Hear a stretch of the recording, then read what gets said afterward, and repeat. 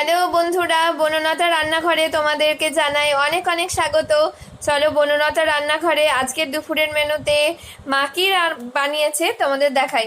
এটা হচ্ছে একদম সাদা ভাত, তার উপরে হচ্ছে ভিনিগারে ডোবানো পেঁয়াজ, আর এটা হচ্ছে সজনে শাক ভাজা, এটা হচ্ছে মোচা উইথ নারকোল কুচি, আর এটা হচ্ছে গরমের একদম পাতলা ডিমের ঝোল, সাথে হচ্ছে সজনের ডাঁটা, আর এখানে হচ্ছে একটু আলু পোস্ত, আর এটা হচ্ছে আমের চাটনি, আর এটা মায়ের হাতে স্পেশাল ঘরে পাতা টক দই।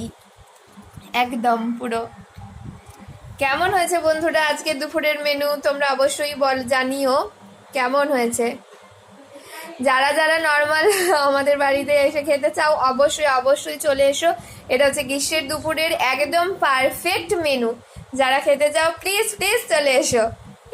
আর যারা দূরে আছো তারাও বাড়িতে বানিয়ে একদম হালকা খাও। যদিও এখন আমাদের বর্ধমানে পুরো আকাশ কালো মেঘে ছেয়ে গেছে, প্রচুর বৃষ্টি, কিন্তু চেন্নাইতে রোদে কাঠ ফাটছে। টক দইটা কেমন চাপ হয়েছে দেখো।